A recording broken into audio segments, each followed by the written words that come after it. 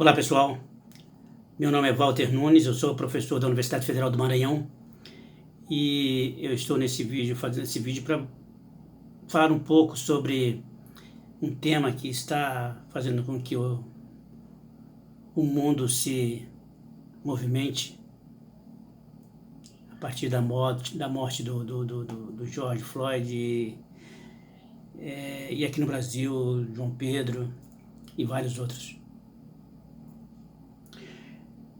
Sempre que eu tenho que falar sobre racismo, eu lembro deste livro, Quarto de Despejo, escrito por Carolina Maria de Jesus, uma favelada. O livro é Quarto de Despejo, Diário de uma Favelada. Recomendo que todos deveriam ler esse livro. E quarto de despejo é aquele lugar na casa que você joga as tranqueiras, joga lixo, joga coisa que você não vai mais usar.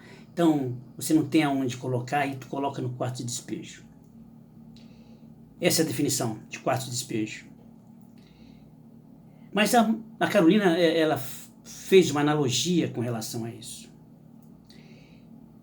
E ela disse o seguinte: a favela é o quarto de despejo da nossa sociedade. E continua sendo assim.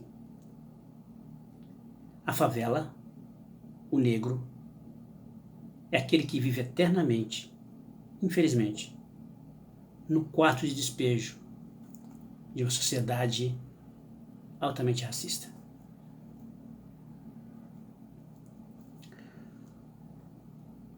Por vários momentos, eu também queria fazer uma analogia com relação ao que eu vou falar sobre racismo, sobre o que eu vou contar. Por vários momentos na minha vida, eu morei nesses quartos de despejo. A Carolina, ela escreveu esse livro em 1955, né? O primeiro relato, o livro começa em julho de 1955, né?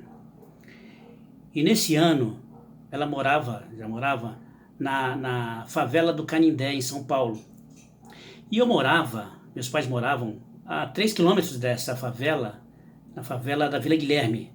Então, eu nasci na favela da Vila Guilherme, de São Paulo, e ela morava na favela do Canindé. E só quem viveu naquele ambiente de favela, de lixão, sabe do que ela fala nesse livro aqui. E eu conheço muito bem. Durante toda a minha vida, nós passamos por várias situações onde o racismo nos fazia lembrar que nós estávamos em um quarto de despejo. E eu cresci, fiz disso uma escada para poder subir. Hoje eu sou doutor em Informática na Educação pela Universidade Federal do Rio Grande do Sul. Sou professor da Universidade Federal do Maranhão. E não foi muito fácil chegar até aqui. Fazer parte desse menos de 1% da população brasileira não é fácil. O preto sofre muito, mas muito preconceito.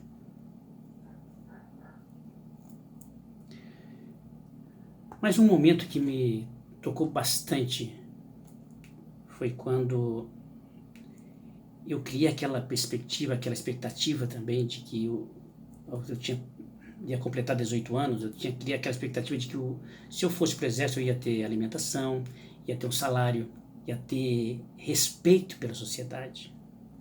O exército sempre foi uma instituição muito respeitosa. E eu queria fazer parte daquilo.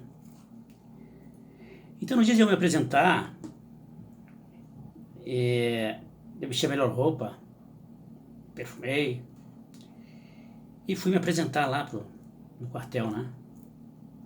E quando chegou lá, o sargento colocou todos os candidatos lá no local mandou que eles se despissem, tiramos a roupa. E quando chegou a minha vez, ele olhou para mim e falou: o que tu tá fazendo aqui, macaco? Eu falei: eu quero entrar pro exército. Aí ele respondeu o seguinte, ele falou o seguinte: você acha que o exército é local de engordar macaco? Tu acha que aqui é lugar de engordar macaco, seu filho de uma puta? Vai embora pra casa. E eu saí dali, chorando, arrasado. E aí eu pedi a Deus para me dar um direcionamento. E esse direcionamento veio através da educação. Foi aí que eu me dediquei mais aos estudos. Me formei em administração. E aí, imediatamente depois da minha formatura, eu entrei num curso de pós-graduação em finanças, em Brasília. 1 ano e meio. E quando terminou o curso, eu fui o melhor aluno da turma, e fui contemplado com uma viagem no Rio de Janeiro. Eu não sabia que nessa turma tinha uns 10 oficiais do Exército. Eles não falavam. E como eu fui o melhor da turma, quando eu cheguei de viagem no Rio de Janeiro, da Bolsa de Valores do Rio de Janeiro, foi o prêmio, eles me entregaram uma carta. Era a minha requisição. Eu já estava trabalhando na Telebrasília. Na época, o presidente era um coronel, o coronel Danton. E ele falou: olha, o coronel Danton já está sabendo que o ministro do Exército, Walter Pires, está te requisitando para o nosso grupo, para a gente fazer um teste force no laboratório do Exército. E a carta eu guardo até hoje, é motivo de orgulho para mim. E aí eu fiquei muito, muito feliz. Era um resgate que eu queria fazer e precisava fazer. Fui no Exército, visitei as instalações. E quando eu fui lá na vila, me levaram na vila militar. E quando entramos na vila, eu dou de cara com um camarada, com um sargento, ainda sargento, que me bateu continência, me chamou de senhor. E eu não bati continência para ele. Perguntei: você lembra de mim? Ele falou: não, senhor. Então deixa pra lá. Deixa pra lá.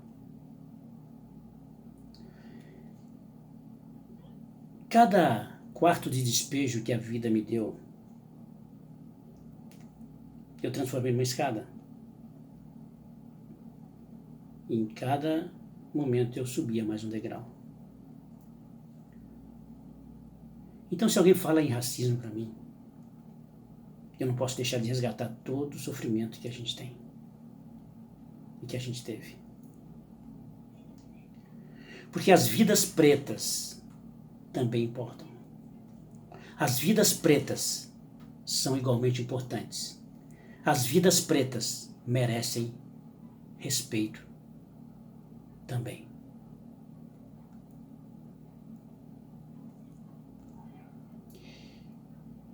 Haveremos de mudar o Brasil. Resgatando algumas palavras que não são minhas, não basta você não ser racista. Você tem que ser um antirracista. E qual é a diferença? A diferença é que o não racista, ele é muito pessoal. Ele lava as mãos. Olha, não sou racista. E lava as mãos. E o antirracista, ele reverbera. Ele luta por um país de igualdade.